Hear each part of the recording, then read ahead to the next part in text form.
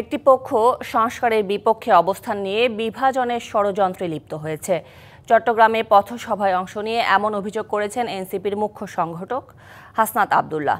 জুলাই অভ্যুত্থানের বিচার, সংস্কার ও নির্বাচনে সুস্পষ্ট রোডম্যাপ দেওয়ারও আহ্বান জানান তিনি। এদিকে কোনো দলের নয়, গণ অভ্যুত্থানের প্রতিনিধি হিসেবে দুই উপদেষ্টা আসিফ মাহমুদ ও মাহফুজ আলম সরকারের প্রতিনিধিত্ব করছেন বলে মন্তব্য করেন তিনি। চট্টগ্রাম দিয়ে দেশব্যাপী পথসভা কার্যক্রম শুরু হলো জুলাই আন্দোলনে নেতৃত্ব দেওয়া তরুণদের নিয়ে গঠিত জাতীয় নাগরিক পার্টির প্রথম পথসভা। রবিবার সকালে কর্ণফুলী উপজেলায় পথসভায় যোগ দেন এনসিপির মুখ্য সংগঠক হাসনাত আব্দুল্লাহ ও সিনিয়র যুগ্ম সদস্য সচিব ডাক্তার তাসনিম জারা সহ কেন্দ্রীয় নেতারা।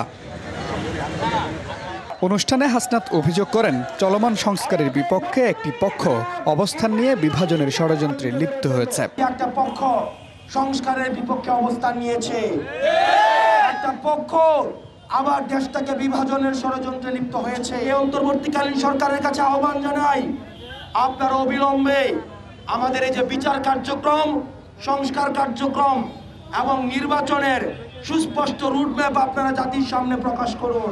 দুই ছাত্র উপদেষ্টাকে নিয়ে দলীয় ট্যাগিং দেওয়া হচ্ছে বলেও অভিযোগ করেন হাসনাত আব্দুল্লাহ। এনসিপির প্রতিনিধি হিসেবে তারা এই সরকারে নেই, বরং হচ্ছে এই গণ অভ্যুত্থানের সবার প্রতিনিধি হিসেবে তারা এই অন্তর্বর্তীকালীন সরকারের প্রতিনিধিত্ব করছে। যারা ক্ষমতায় থাকবে, দেশ যেন তাদের না হয়ে জনগণের হয়, জবাবদিহিতার সংস্কৃতি তৈরি হয়, সেভাবে সংবিধান সংস্কার চায় এনসিপি। নতুন সংবিধান কেমন চাই, যাতে বাংলাদেশটা শুধুমাত্র যারা ক্ষমতায় আছে তাদের না হয়, বাংলাদেশের জনগণের হয়। যারা সরকারে থাকবেন, যারা বিরোধী দলে থাকবেন, তারা যাতে সাধারণ জনগণের কাছে জবাবদিহিতা তাদের নিশ্চিত করা যায়। নিজেদের পরিকল্পনা সাধারণ মানুষকে জানানোর পাশাপাশি জনসমর্থন ও জনগণের ভাবনা জানাতে চায় এনসিপি। আগামী 3 দিন চট্টগ্রাম দক্ষিণ জেলা, উত্তর জেলা ও মহানগরে পথসভা করবে দলটি।